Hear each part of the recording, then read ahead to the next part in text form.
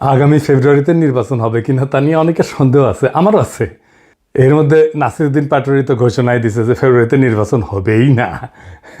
তবে আমি সবাইকে ফেব্রুয়ারিতে নির্বাচনের টার্গেট নিয়ে প্রস্তুতি নিতে বলি। এরা না বললে আবার বিএনপিওয়ালারা বলবে আমি নির্বাচন পিছাইতে চাই। তবে এই নির্বাচনে কি হবে তা নিয়ে আমি এক সপ্তাহ আগে বলছিলাম যে এই নির্বাচনে খেলা হবে, অপ্রত্যাশিত ফলাফল হবে।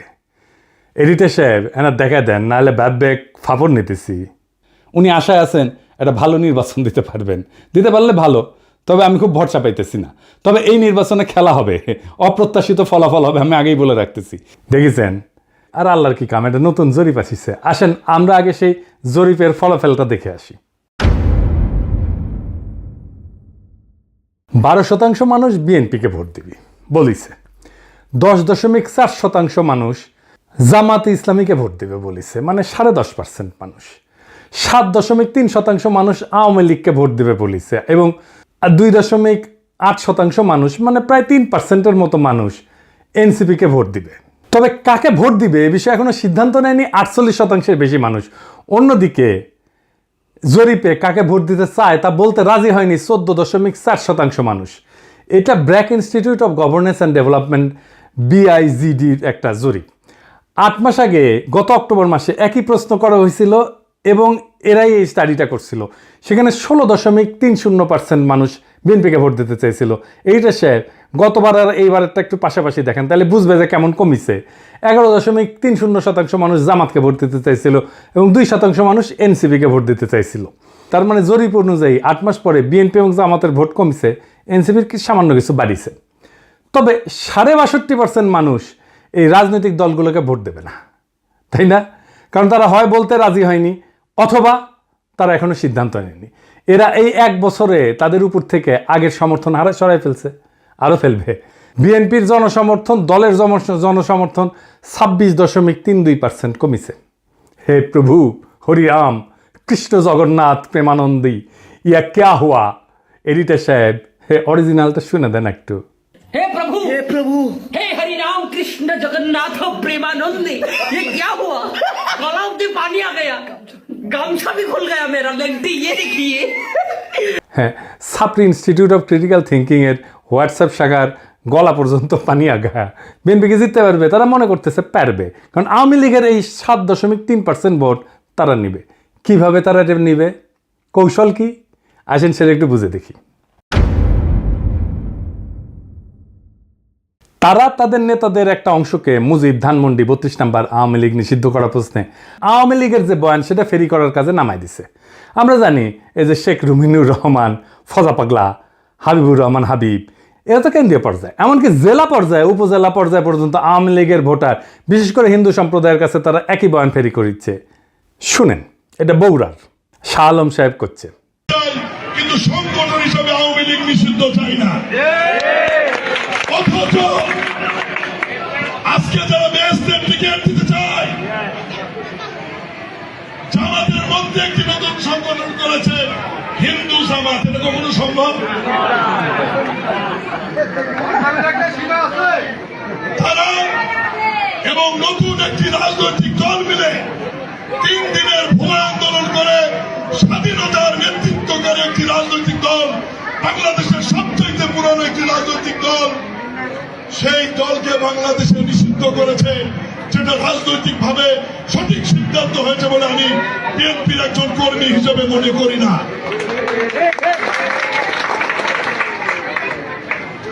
এই বাংলাদেশের ইতিহাস লিখতে গেলে মহান স্বাধীনতার ঘোষক শহীদ রাষ্ট্রপতি জিয়াউর রহমানের নাম লিখতে হবে। এই বাংলাদেশের স্বাধীনতার ইতিহাস রচনা করতে গেলে মুক্তিযুদ্ধের নেতৃত্বকারী দল আওয়ামী লীগের তৎকালীন সভাপতি শেখ মুজিবুর রহমানকে অস্বীকার করা যাবে না। এই 2 নেতাকে অস্বীকার করে নতুন বাংলাদেশ বিনির্মাণের কথা বলে, তো তাতে হয়তো এই 7%-এর 4-5% ভোট পাইতেও পারে, কিন্তু এটা পাইতে গিয়া আরো 8-10% নিজস্ব ভোট সে হারাবে। তাহলে আসলে রাষ্ট্র ক্ষমতায় কে যাবে? আপনারা বুঝতে পারতেছেন যে যারা এখনো সিদ্ধান্ত নেয়নি কাকে ভোট দেবে এবং যারা বলতে চায়নি, তারাই আসলে ঠিক করবে কারা রাষ্ট্র ক্ষমতায় যাবে। তো যাই হোক, এইটা আলোচনাটা বিস্তারিত আসার আগে বিএনপি দলটা কিভাবে ফাংশন করে সেটা একটু বুঝাই। তাইলে এই যে কেন এই রুমিনুর রহমানরা এই কাজ করে এটা বুঝতে পারবেন, এবং কিভাবে তারেক রহমানের নিরঙ্কুশ নিয়ন্ত্রণ নিশ্চিত হয় দলের মধ্যে এটা বুঝতে পারবেন। আর এই পদ্ধতিটা বিএনপির সবচেয়ে বড় দুর্বলতা। আমি এটা বিএনপির সাথে কাজ করতে করতে গিয়ে আবিষ্কার করেছি। আসেন দেখি এটা কেমন। বিএনপিতে দুইটা কাজ করে। এক, সোশ্যাল কনফ্লিক্ট, যেটা সমাজে যে দ্বন্দ্বটা আছে সেটাকে ইন্টারনালাইজ করে ফেলে, মানে সেটা নিজের ভিতরে ঢুকে ফেলে, দলের ভিতরে ঢুকে ফেলে। মানে ধরেন সমাজে আওয়ামী লীগের রাজনীতি চলবে কিনা, এটা নিয়ে একটা দ্বন্দ্ব আছে, তো সেটাকে সে দলের মধ্যে নিয়ে ফেলে। আওয়ামী লীগের রাজনীতি করা উচিত এমন একটা দল তৈরি করে নিজের দলের মধ্যে এই মত প্রচার করবে, আর তার বিপরীতে আরেকটা দল তৈরি করে যারা ভিন্ন মত প্রচার করবে। এটি হইতেছে এক্সটার্নাল কনফ্লিক্টকে ইন্টারনালাইজ করা। কি সুবিধা পায় এতে? সে মনে করে যে এক্সটার্নাল যে কনফ্লিক্ট এটা তো ম্যানেজ করা ডিফিকাল্ট, এক্সটার্নাল কনফ্লিক্টকে আমি যদি ইন্টারনাল করে ফেলি সেটাকে আমি কন্ট্রোল করতে পারবো ইজিলি, কারণ আমি তো নেতা, আমার কথা দুই পক্ষই শুনবে। তো আমি এই আলোচনাটা দলের মধ্যে থেকে করব এবং আমি এটাকে নিয়ন্ত্রণ করব। বুঝতে পারছেন? মানে সমাজের যে বিতর্ক সেটা আমি নিজের দলের ভেতরের একটা ইন্টারনাল বিতর্ক করে ফেলবো।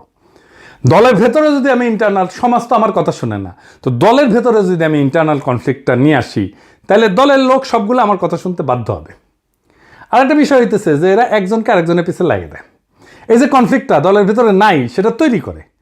আমাকে এই যে ওয়াহিদুজ্জামান অ্যাপোলো একদিন বলে ফোন মেরা যে বিএনপির অনেক লোক বলে যে আপনি রয়ের এজেন্ট।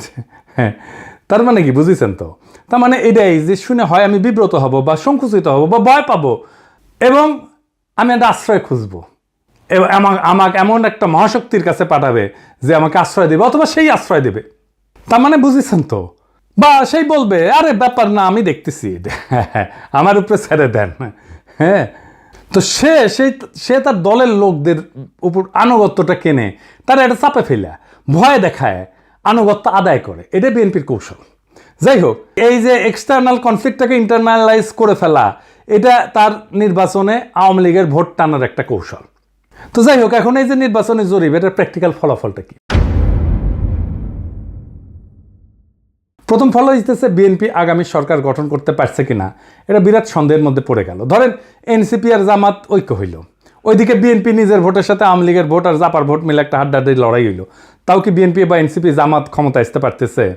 না, পারতেছে না। কারণ 62.5% মানুষ জামাত, বিএনপি, এনসিপি কাউরে এই 62.5%-এর ভয়েস হয়ে উঠতে পারবে যারা, তারাই আগামী সরকার তৈরি করবে। তাইলে কিভাবে এটা গড়ে উঠবে? বাংলাদেশ একটা রাজনৈতিক ফ্রন্ট গড়ে উঠবে। প্রকৃতি শূন্যতা পছন্দ করে না। এই 62% মানুষের একটা ফ্রন্ট গড়ে উঠবে। এই মানুষকে ভয়েস দিতে হবে।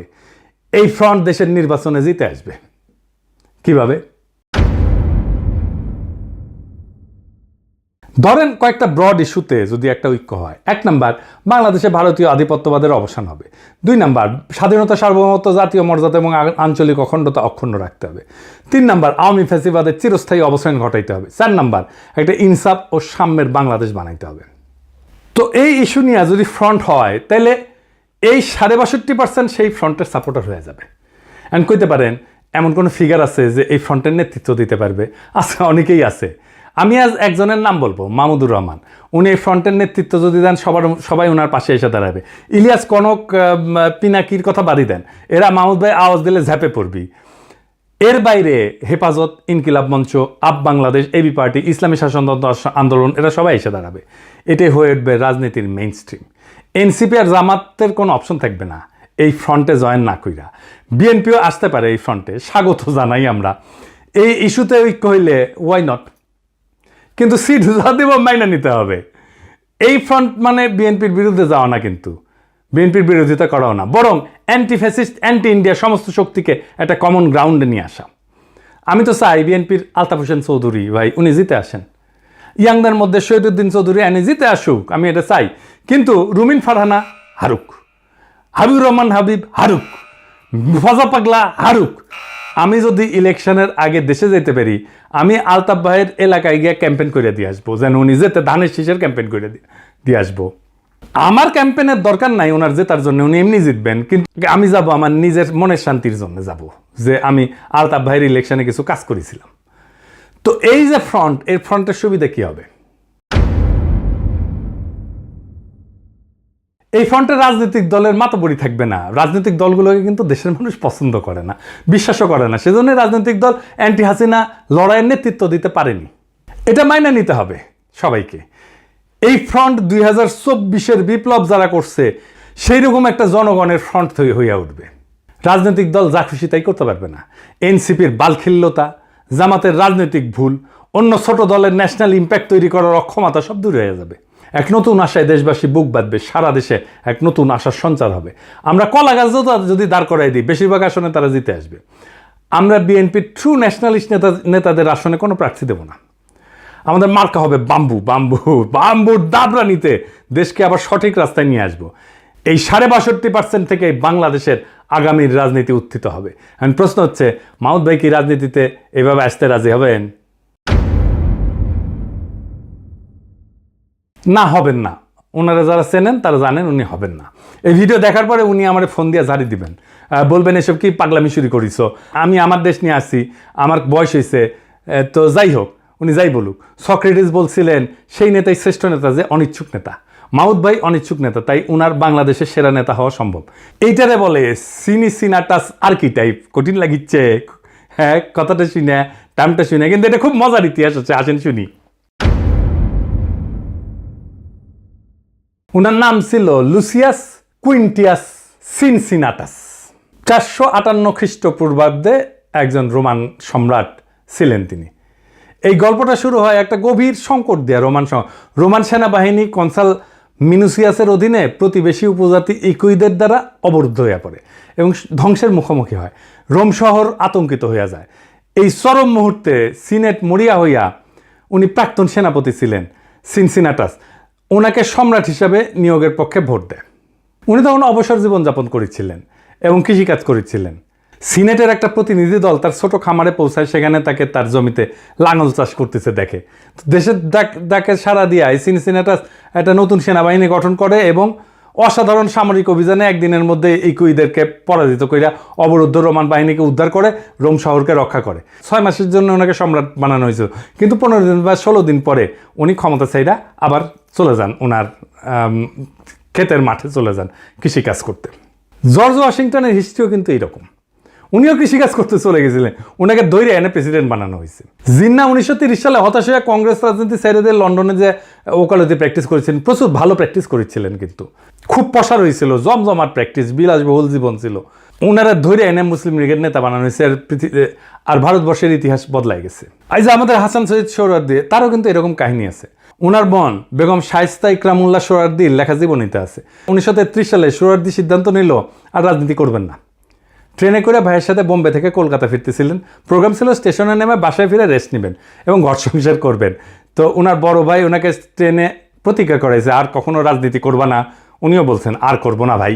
তো যাই হোক, হাওড়া স্টেশনে নামার সাথে সাথে হাজার হাজার মানুষ ওনাকে ঘিরে ধরে আল্লাহু আকবর, সোহরাওয়ার্দী জিন্দাবাদ স্লোগান দেওয়া শুরু করে। ওনার মাথায় নিয়ে মিছিল করা শুরু করে। কাম শেষ, উনি রাজনীতিতে স্থায়ী হয়ে যান। ইতিহাস বদলে যায়। আমার উপরে ছাইরা দেন। দেশের মানুষ যদি তৈরি থাকে তাহলে মাহমুদ ভাই আসবেন এই দায়িত্ব পালন করতে। আর কারা থাকবেন না আমার কইলাম না, কইলে এখনই লাভ দিয়ে উঠবেন। আমি বলছিলাম অপ্রত্যাশিত ঘটনা ঘটবে, সেই ঘটনার জন্য তৈরি হন, আমরা ইতিহাস সৃষ্টি করব অচিরেই। বাংলাদেশের রাজনীতি এখন এক সন্ধিক্ষণে দাঁড়ায় আছে। 62% মানুষের নীরবতা, এটাই আসল শক্তি, এটাই আগামী সিদ্ধান্ত গ্রহণকারী হাত। তারা কারো অন্ধ অনুসারী না, বরং তারা খুঁজতেছে এমন একটা প্ল্যাটফর্ম যেখানে থাকবে আত্মমর্যাদা, সার্বভৌমত্ব, ইনসাফ আর সাম্যের নিশ্চয়তা। ইতিহাসে আমরা বারবার দেখছি, যখন জাতি প্রস্তুত তখন নেতার আগমন অনিবার্য হয়ে যায়। সিনসিনাটাসের মতো, জর্জ ওয়াশিংটনের মতো, জিন্নার মতো, সোহরাওয়ার্দীর মতো। সেই নেতা হয়তো এখনো মাঠে নাই, কিন্তু মুহূর্ত আসলেই ইতিহাসের পাতা থেকে উঠে আসবেন তিনি। আমাদের করণীয় একটাই, নিজেদের প্রস্তুত করা, মানুষের মনে আশার শিখা জ্বালায় রাখা এবং সেই 62% মানুষকে এক কণ্ঠে, এক পতাকার নিচে, এক স্বপ্নে ঐক্যবদ্ধ করা। এটাই হবে বাংলাদেশের নতুন ভোর, নতুন সূর্যোদয়। এটাই হবে সেই মুহূর্ত যখন আমরা ইতিহাসের বইয়ে নিজেদের নাম লিখব, শুধু দর্শক হিসাবে না, বরং সক্রিয় অংশগ্রহণকারী হিসাবে, রাজনৈতিক এজেন্সি হিসাবে, রাজনৈতিক শক্তি হিসাবে। তৈরি হন, সময় আসছে আবারও 2024-এর মতো। ইতিহাস ডাক দিচ্ছে নতুন ইতিহাস লেখার। সেই ইতিহাস আমরা লিখব একসাথে। ইনকিলাব জিন্দাবাদ।